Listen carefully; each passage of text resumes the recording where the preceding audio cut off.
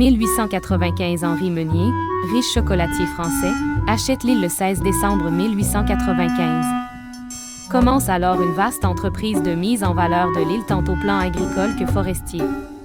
Il y introduit notamment le cerf de Virginie et bannit les chiens. 1926 Wayagama Pulp and Paper Compagnie de Trois-Rivières achète Anticosti. 1931 la Consolidated Paper Corporation a pour mission de gérer Anticosti. 1937 des Allemands s'intéressent à l'île et l'explorent. 1938 le Premier ministre Maurice Duplessis déclare qu'il s'opposera à la vente d'Anticosti à des intérêts étrangers.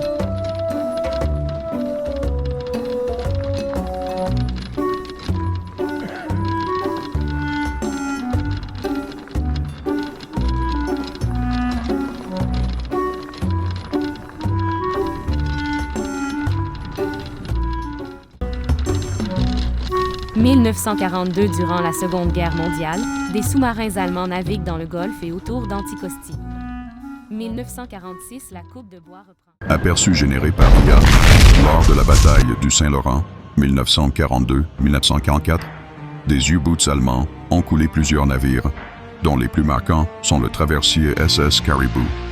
136 morts en octobre 1942, les cargos Nicoya et Leto, mai 1942, ainsi que la corvette NCSM Charlottetown, septembre 1942.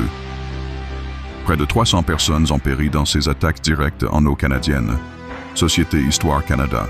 La bataille du Saint-Laurent, 1942-1944, a vu des U-boats allemands infiltrer le fleuve et le Golfe, coulant plus de 20 navires alliés, marchands et militaires, pour désorganiser le ravitaillement. Cet affrontement direct, parti de la bataille de l'Atlantique, a inclus le torpillage tragique du traversier SS Caribou. KI generierte Übersicht. Während der Schlacht auf dem St. Lorenzstrom 1942-1945 versenkten deutsche U-Boote mehrere Schiffe, darunter die Fähre SS Caribou. 166 Tote im Oktober 1942. Die Frachtschiffe Nicoya und Leto, Mai 1942. Sowie die Korvette HMCS Charlottetown, September 1940. Fast 300 Menschen starben bei diesen direkten Angriffen in kanadischen Gewässern. Canadian History Society.